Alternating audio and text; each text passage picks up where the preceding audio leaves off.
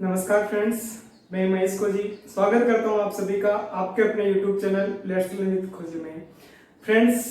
कैसे हैं आप सब? आशा करता हूं आप सभी स्वस्थ होंगे, सुरक्षित होंगे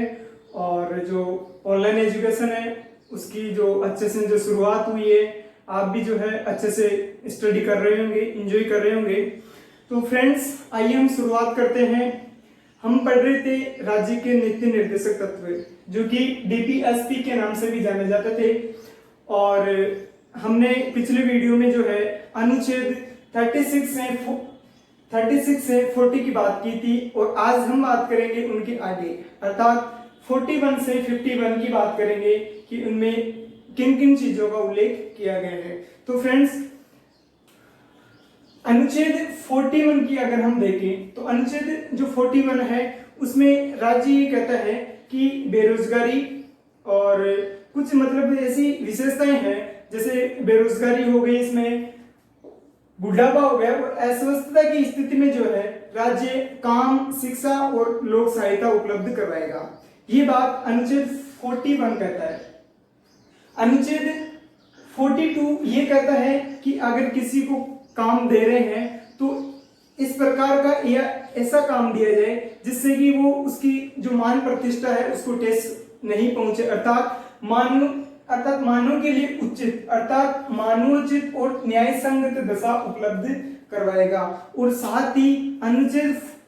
42 जो है महत्वपूर्ण है कि इसमें प्रसूति सहायता, अर्थात जो प्रेग्नेंट जो लेडीज होती है उनके लिए उपबंध अर्थात कानून बनाने का कार्य जो है वो 42 में ही किया जाता है। तो क्वेश्चन आ सकता है कि इसमें कि प्रसूति सहायता के लिए कानून बनाने का अधिकार जो है वो कौन से अनुच्छेद में दिया गया है, तो वो 42 में दिया गया है। अगर हम देखें अनुच्छेद 43, किसी भी व्यक्ति को कोई भी काम दिया जाता है उसकी अकॉर्डिंग, अर्थात मानवोचित दशा को ध्यान में रखते हुए अगर काम दे रहे हैं तो उसके लिए वो मजदूरी की जो है उपेक्षा करेगा और उसके लिए वो निर्वाह मजदूरी जो है वो राज्य उसको उपलब्ध करवाएगा ताकि वो अपना जीवन यापन अच्छे से ढंग से कर सके। इसके साथ ही गांव में लघु और कुटीर उद्योगों की स्थापना करेगा, जैसे कि इसमें चटाई बुनना है, सिलाई का काम है, वो सभी जो है वो लघु और कुटीर उद्योगों की स्थापना करेगा, जिससे कि लोग जो है जो बेरोजगार लोग हैं वो भी अपना जीवन यापन अच्छे ढंग से कर सकें। अगर हम देखें कि 43A और 43A की अगर हम बात करें तो इसको 42वें संविधान संशोधन जो कि 1976 है उसके द्वारा इसमें जोड़ा गया और इसमें कहा गया कि राज्य कर्मकारों को उनके प्रबंधन में भागीदारी सुनिश्चित करवाएगा। कर्मकारों का मतलब है कि जो काम करने वाले हैं वो अपने जो मैनेजमेंट है उनमें अपनी भागीदारी उपलब्ध करवा सके। और 43B जो है वो कहता है कि ये 97वें संविधान संशोधन जो 2012 में हुआ था, इसमें कहा गया कि जो सहकारी समितियां हैं, सहकारी समितियों को बढ़ावा देने का जो कार्य है वो 43B में किया गया। हमने भाग 9B में देखा था कि सहकारी समितियों के गठन की बात की थी और यहाँ पर जो है वो सहकारी समितियों को बढ़ावा देने की बात जो है अनुच्छेद 43B में कर रहे हैं। अनुच्छेद 44 समान नागरिक संहिता, समान नागरिक संहिता, इसको याद कर सकते हैं कि 4 और 4 ये समान है, इसलिए समान नागरिक संहिता। समान नागरिक संहिता, देखो दोस्तों, हमारे भारत में जो है दो प्रकार के कानून है, नागरिक कानून और सामाजिक कानून। अगर सामाजिक कानून की अगर हम चर्चा करें तो सामाजिक कानून में क्या होता है कि जो भी फौजदारी मामले हैं और जो दीवानी मामले हैं, जो भी क्रिमिनल केसेस हैं वो आते हैं सामाजिक न्यायालय में, जो कि सभी धर्मों के लिए एक समान होते हैं, सभी नागरिकों के लिए एक समान होते हैं, सभी के लिए समान न्याय की व्यवस्था की गई है। लेकिन समान नागरिक संहिता अर्थात अगर नागरिक कानून की अगर हम बात करें तो ये सभी धर्मों के लिए अलग अलग है। जैसे कि 4 मामले हैं, विवाह, गोद और उत्तराधिकार और तलाक। इनकी अगर हम बात करें, इनके अलावा समान नागरिक संहिता लागू की गई है। ये जो है ये प्रत्येक धर्म के लिए अलग अलग होते हैं, इसलिए इस पर समान नागरिक संहिता की बात की गई है। तो समान नागरिक इसमें कहा गया अनुच्छेद 44 में कि राज्य समान नागरिक संहिता ये लागू करने का प्रयास करेगी। और अगर हम देखें समान नागरिक संहिता से तो भारत की प्रत्येक व्यक्ति या प्रत्येक नागरिक के लिए एक समान संहिता का मतलब है कानून। तो एक समान कानून की व्यवस्था करेगा, अर्थात कोई भी अगर व्यक्ति कोई भी अपराध कर देता है तो उसके लिए प्रत्येक धर्म के व्यक्ति के लिए जो है वो एक समान न्याय, अर्थात भारतीय दंड संहिता आईपीसी की धारा के तहत ही जो है वो निर्णय दें, उसको न्याय दिलवाए। तो अनुच्छेद 44 भी जो है एक महत्वपूर्ण है, समान नागरिक संहिता जो है एक महत्वपूर्ण है, तो ये भी क्वेश्चन आ सकता है। अनुच्छेद 45 इसमें कहा गया है, अगर हम पहले की अगर बात करें तो उसमें था कि 6 से 14 वर्ष के बच्चों के लिए निःशुल्क और अनिवार्य शिक्षा की बात कही गई थी अनुच्छेद 45 में, लेकिन 86वें संविधान संशोधन जो 2002 में हुआ उसमें इसको जो 6 वर्ष से 14 वर्ष की जो निःशुल्क शिक्षा की बात की गई थी बच्चों के लिए, उसको अनुच्छेद 21A के तहत इसे मौलिक अधिकार बना दिया गया। और अभी वर्तमान में अगर 45 की अगर बात करें, क्योंकि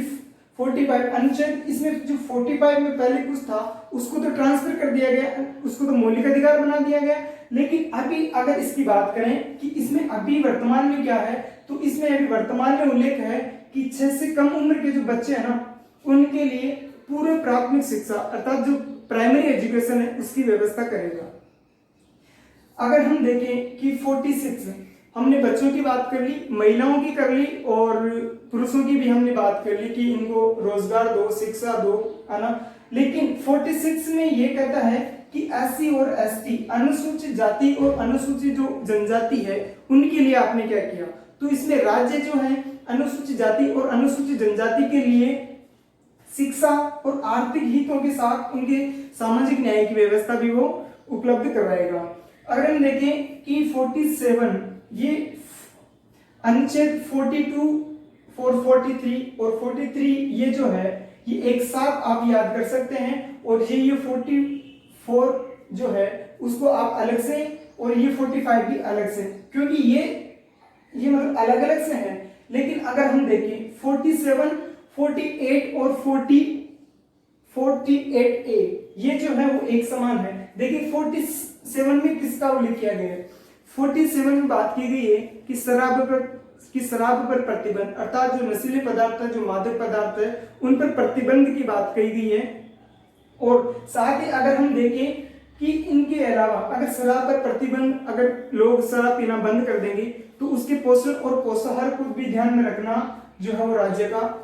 कर्तव्य है। तो इसके साथ ही अनुच्छेद 47 भी इंपॉर्टेंट है कि किस अनुच्छेद के तहत शराब पर प्रतिबंध लगाया गया, तो अनुच्छेद 47 के तहत जो है वो शराब पर प्रतिबंध लगा दिया गया है। अगर हम बात करें अनुच्छेद 48 की कि अगर शराब पर प्रतिबंध लगा दिया जाएगा तो लोग जो हैं वो पागल हो जाएंगे, उनका माइंड एक तरीके से खुलेगा और वो सोचेंगे कि अब क्या काम किया जाए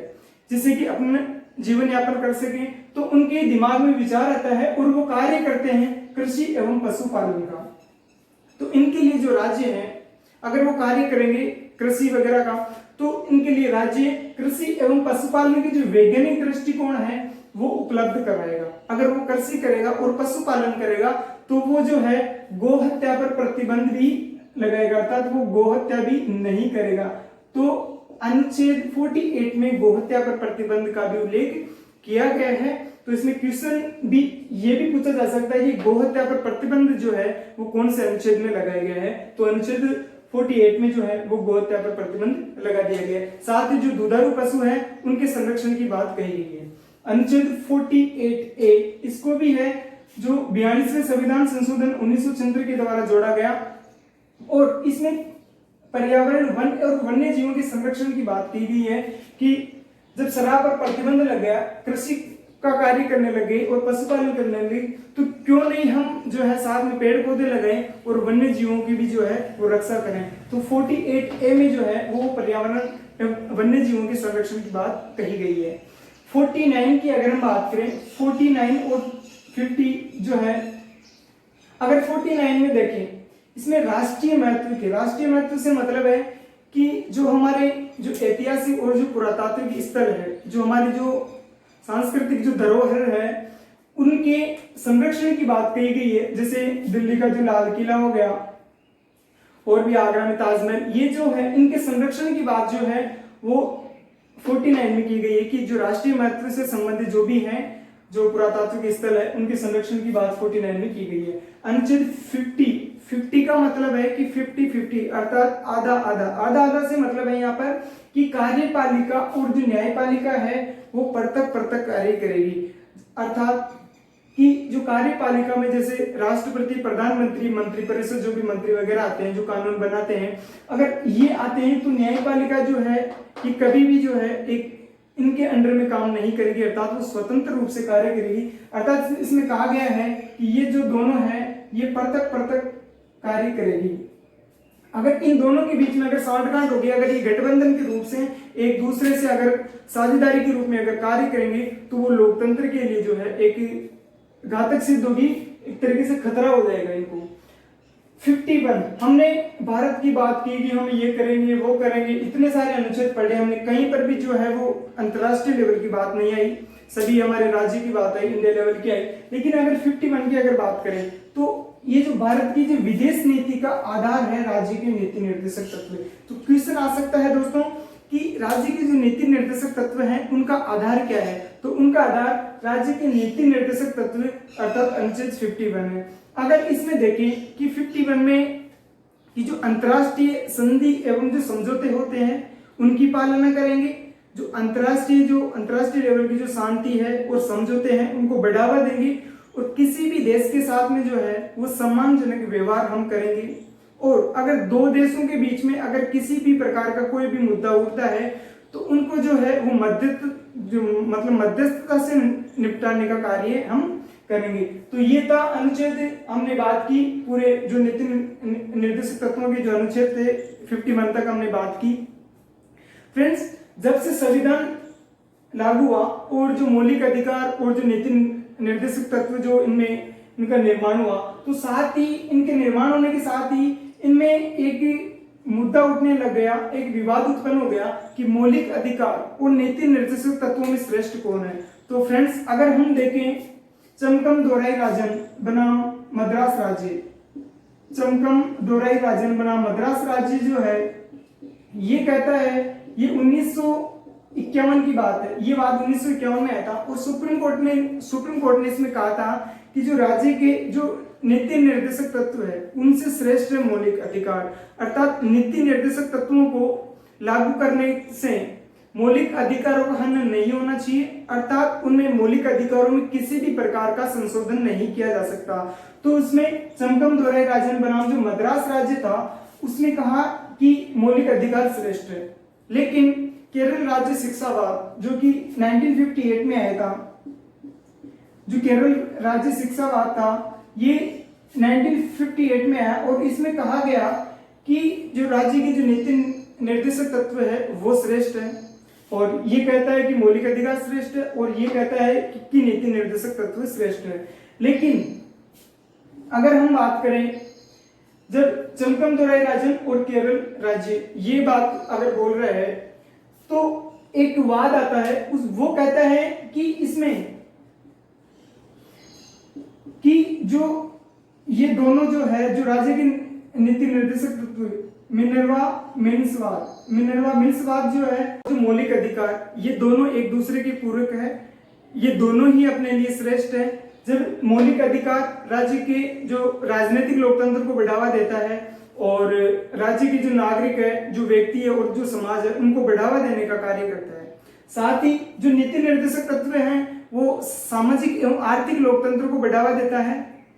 इस प्रकार से ये दोनों को हम ये नहीं कह सकते हैं कि ये श्रेष्ठ है या वो श्रेष्ठ है, ये दोनों ही एक दूसरे के पूरक है। ये दोनों बैलगाड़ी के दो पहियों के समान है जो कि एक दूसरे से संबंध रखते हैं। अगर फ्रेंड्स अगर इसमें हम देखें कि इसके अलावा हम अगर राज्य के जो नीति निर्देशक तत्व है अगर उनके उद्देश्य की अगर बात करें तो उद्देश्य में देख सकते हैं कि जो कार्यपालिका है और जो विधायिका है उनके लिए एक अनुदेश का कार्य करती है। अनुदेश का मतलब है कि ये जब भी कभी भी कोई भी नई नीतियों का निर्माण करेंगे तो उनको ध्यान में रखते हुए करेंगे। ये जो लोकतांत्रिक राज्य उनकी स्थापना के लिए भी महत्वपूर्ण योगदान देंगे। और ये जो सामाजिक पिछड़ापन है, सामाजिक भेदभाव है और जो आर्थिक असमानता है उनको दूर करने का भी कार्य करेंगे, उनमें भी एक महत्वपूर्ण योगदान देंगे। अगर हम देखें कि अगर नीति निर्देशक तत्वों की अगर आलोचना की बात करें तो सबसे महत्वपूर्ण आलोचना इसकी एक ही है कि जो राज्य के जो नीति निर्देशक तत्व है उनको न्यायालय में चुनौती नहीं दी जा सकती, अर्थात उनको लागू करवाने के संबंध में जो है कोई भी हम जो है न्यायालय में चुनौती नहीं दे सकते। इसी आधार पर केटी साहे नाम के एक व्यक्ति ने कहा भी है कि ये जो नीति निर्देशक तत्व है ये उस बैंक के उस चेक के समान है जिसका भुगतान जो है उस बैंक की इच्छा पर डिपेंड करता है कि वो बैंक कब अपना जो है उसका भुगतान करेगा। तो फ्रेंड्स ये था आज का अपना टॉपिक, राज्य के नीति निर्देशक तत्व। तो फ्रेंड्स आशा करता हूं कि आपको ये टॉपिक जो है समझ में आया होगा, और अगर एक बार में अगर आपको ये समझ में नहीं आई तो एक दो बार देखिए, 3 बार देखिए। तो फ्रेंड्स अब मैं आपसे एक उम्मीद रखता हूं कि अगर अभी तक आपने चैनल को सब्सक्राइब नहीं किया है तो आपके अपने चैनल लेट्स लर्न विद खोजी को सब्सक्राइब कीजिए और इस वीडियो को ज्यादा से ज्यादा लाइक कीजिए, अपने फ्रेंड्स के पास में शेयर कीजिए ताकि वो भी दूर दराज जो बेटे आपके जो फ्रेंड्स है वो भी इसका फायदा उठा सके। धन्यवाद दोस्तों।